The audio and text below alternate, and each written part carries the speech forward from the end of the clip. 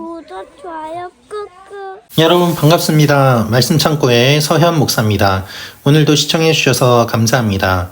여러분의 구독과 좋아요, 알람 설정으로 저희 채널을 응원해 주세요. 항상 함께 해주셔서 감사합니다. 오늘은 마가복음 11장 20절부터 33절 말씀입니다. 오늘 말씀은 예수님께서 무화과나무를 저주하셨는데 그 무화과나무가 마른 내용에 대한 그 사건이 기록되어 있습니다. 이 사건에 대해서 제자들은 놀랐고 예수님께서는 흔들리지 말고 예수님을 믿으라고 말씀하고 계십니다. 오늘 이 말씀을 통해서 우리에게 주시는 하나님의 마음을 함께 묵상해 보기 원합니다. 20절부터 말씀입니다. 이튿날 아침 예수와 제자들이 지나가다 뿌리째 말라버린 무화과나무를 보았습니다. 베드로는 생각이 나서 예수께 말했습니다. 선생님 보십시오. 저주하셨던 무화과나무가 말라버렸습니다. 예수께서 대답하셨습니다. 하나님을 믿어라. 내가 너희에게 진실로 말한다. 누구든지 저 산에게 들려서 바다에 빠져라 하고 마음에 의심하지 않고 말한 대로 될 줄 믿으면 그대로 이루어질 것이다. 그러므로 내가 너희에게 말한다. 무엇이든지 너희가 기도하고 간구하는 것은 이미 받은 줄로 믿으라. 그러면 너희에게 그대로 이루어질 것이다. 서서 기도할 때에 어떤 사람과 등진 일이 있다면 그 사람을 용서해 주라. 그러면 하늘에 계신 너희 아버지께서도 너희 죄를 용서해 주실 것이다. 그들이 다시 예루살렘으로 들어갔습니다. 예수께서 성전을 거닐고 계시는데 대제사장들과 율법학자들과 장로들이 다가와서 물었습니다. 당신이 무슨 권세로 이런 일을 하는 것이요? 누가 이런 권세를 주었소? 예수께서 대답하셨습니다. 나도 한 가지 물어보겠다. 대답해보라. 그러면 내가 무슨 권세로 이런 일을 행하는지 말해주겠다. 요한의 세례가 하늘로부터 왔느냐 사람으로부터 왔느냐 말해보라. 그들은 자기들끼리 의논하며 말했습니다. 만약 우리가 하늘로부터 왔다라고 하면 저 사람이 그러면 왜 요한을 믿지 않았느냐라고 할 것이다. 그렇다고 해서 사람으로부터 왔다라고 할 수도 없지 않느냐. 많은 사람들이 요한을 진정한 예언자로 믿고 있었기 때문에 그들은 백성들이 두려웠던 것입니다. 그래서 그들은 예수께 잘 모르겠소라고 대답했습니다. 예수께서 말씀하셨습니다. 그렇다면 나도 무슨 권세로 이런 일을 하는지 너희에게 말하지 않겠다. 예수님께서 말씀하시고 다음 날이 되었습니다. 다음 날이 되었을 때 역시 무화과나무를 보게 되었습니다. 그런데 무화과나무는 뿌리째 말라버렸습니다. 이 사실을 베드로만 주의 깊게 보았던 것 같습니다. 베드로는 생각이 나서 예수님께 말했던 것이죠. 무화과나무가 말라버렸습니다. 라고 말입니다.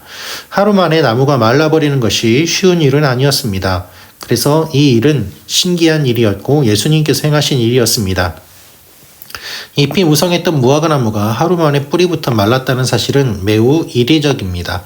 존재의 근원, 생명의 근원이 되는 뿌리가 먼저 말라버린 것입니다.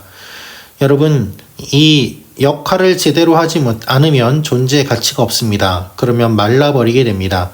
예수님께서 명령하셨고 그리고 그 명령이 그대로 되었습니다.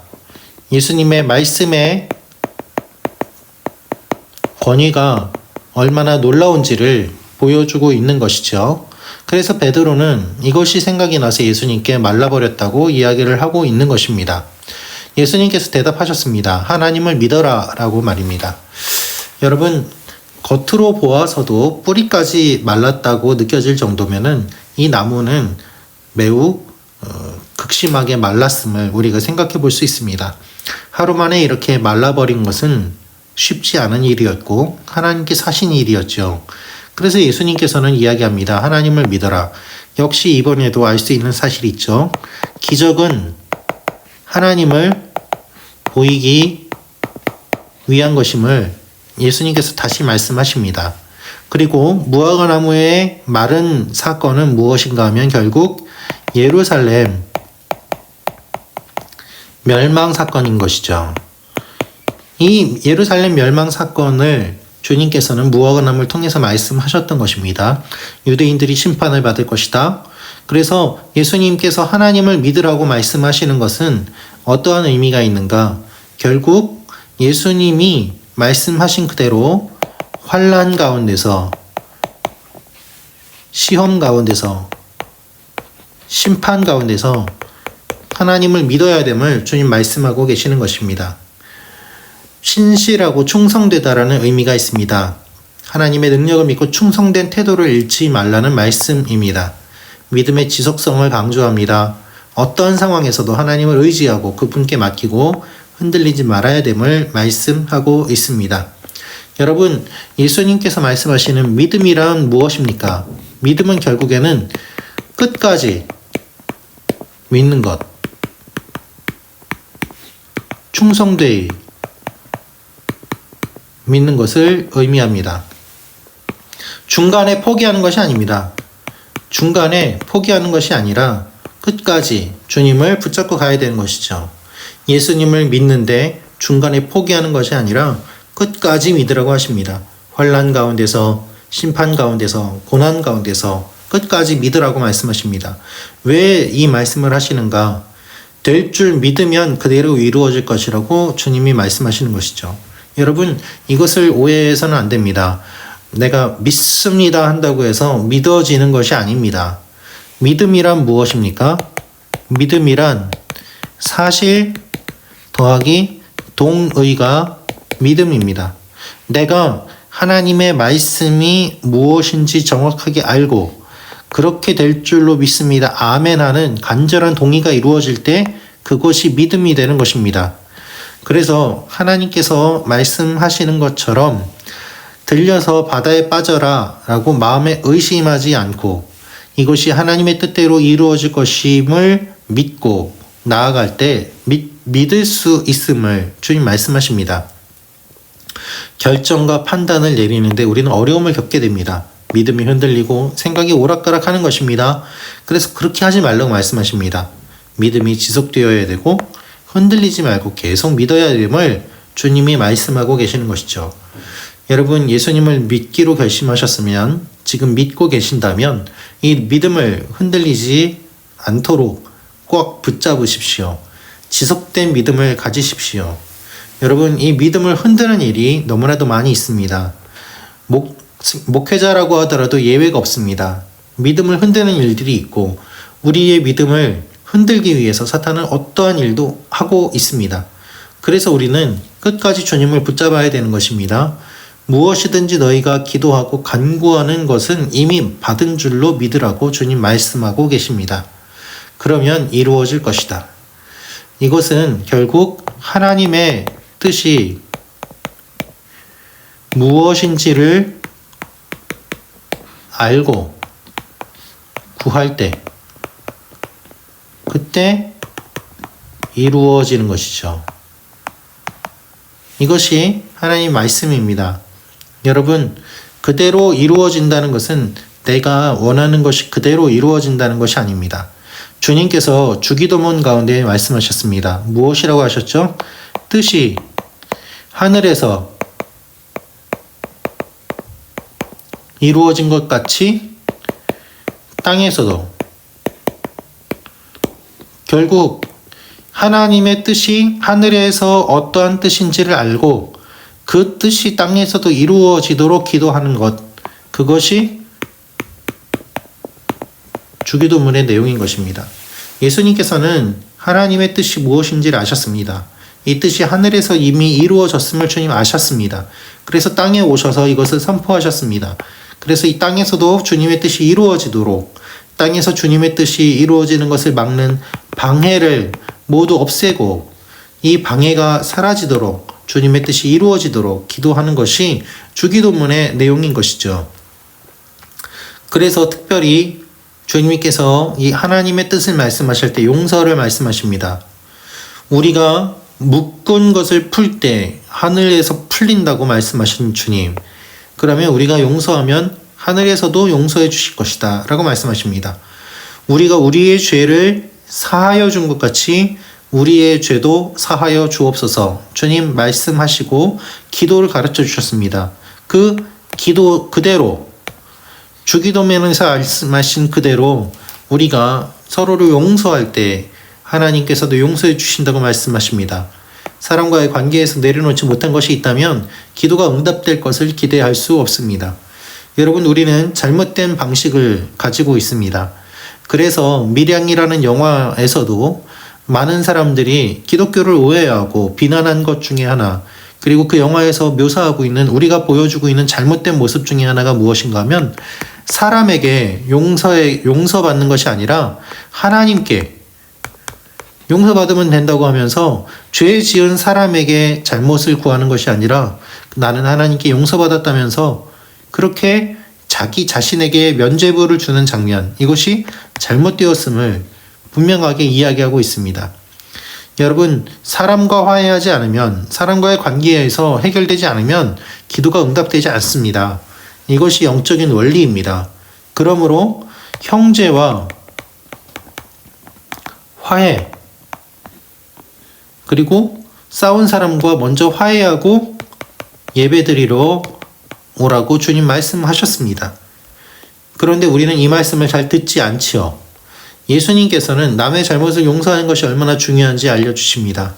우리가 남의 잘못을 용서할 때 하나님도 우리의 잘못을 용서하십니다. 우리가 용서받은 자로서 우리도 용서해야 됨을 주님은 말씀하고 계십니다. 예수님과 제자들이 다시 예루살렘으로 들어갔습니다. 예수님께서 성전을 거니시고 계셨습니다. 그런데 대제사장들과 율법학자들과 장로들이 왔습니다. 이들은 이미 소문을 듣고 알고 있었을 것입니다. 성전을 깨끗하게 하신 예수님의 이야기를 다 듣고 이들은 예수님을 죽이려고 하였습니다. 이 계획을 품고 예수님께 접근합니다. 당신이 무슨 권세로 이런 일을 하는 것이오? 누가 이런 권세를 주었소? 라고 말이죠. 내 권리인데, 종교인의 권리인데 왜 네가 성전에서 이렇게 설치고 다니느냐라는 이야기였습니다. 누구 허락을 받았느냐? 성전에서 장사하는 것이 지도자들에게 권한을 받아서 실행된 일이기 때문에 결국 너는 왜 우리 말을 듣지 않느냐라고 이야기를 하고 있는 것입니다. 예수님이 자신들과 같은 줄로 생각하고 이렇게 따졌던 것이죠. 그런데 예수님께서는 오히려 질문으로 이들을 공격하십니다. 대답해보라. 그러면 내가 무슨 권세로 이런 일을 행하는지 말해주겠다 하면서 요한의 세례에 대한 이야기를 하고 계십니다. 요한의 세례가 하늘로부터 왔느냐 사람으로부터 왔느냐. 출처를 나타내는 말을 사용하시면서 세례를 행한 요한보다 세례의 근원을 강조합니다. 요한이 세례를 베풀었는데 그러면 요한은 누구의 권세를 가지고 누구의 허락을 받고 이 세례를 베풀었느냐. 그래서 이들은 서로 의논합니다. 하늘로부터 왔다라고 하면 요한을 왜 믿지 않았느냐라고 할 것이다. 여러분, 의논한다고 해결이 됩니까? 그렇지 않습니다. 진리는 의논으로 해결되지 않습니다. 여러분, 이것을 우리는 알아야만 합니다. 진리는 의논으로 해결되는 것이 아닙니다. 많은 사람들이 오해합니다. 이단은 힘 있는 사람들, 그리고 많은 사람들이 모이는 종파에서 약하고 힘이 없는 종파를 징벌하기 위해서 이단으로 규정하는 것이다. 많은 이단들이 이와 같은 논리를 내세우면서 기존의 교회들을 공격합니다. 우리들은 약하기 때문에 이단이라고 평가받는 것이다. 여러분, 그렇지 않습니다. 진리는 의논으로 해결되는 것이 아닙니다. 이단이 되는 이유는 무엇인가 하면은 이단이기 때문입니다. 그것을 확인하고 결정하는 것이지 그 이단 자체에 대해서 의논으로 해결하는 것이 아님을 우리는 기억해야만 합니다. 사람들은 이야기합니다. 사람으로부터 왔다라고 하지도 못하고 하나님으로부터 왔다고 하지도 못하고 이들은 결국 백성들이 두려웠던 것이죠. 여러분, 백성들이 두려우면서도 하나님은 두려워하지 않았습니다. 그들은 하나님이 아니라 사람을 주목하고 하나님을 경외하기보다 사람을 두려워했던 것입니다. 그 결과가 무엇입니까? 잘 모르겠다고 이야기합니다. 여러분, 사람을 두려워하면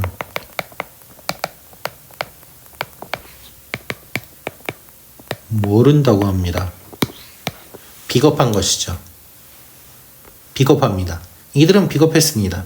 잘 모르겠다는 것은 진리를 모르는 것이기도 하지만 사람들의 눈치를 보면서 어디서 왔는지 다 알면서도 모르겠다고 대답을 하는 것입니다.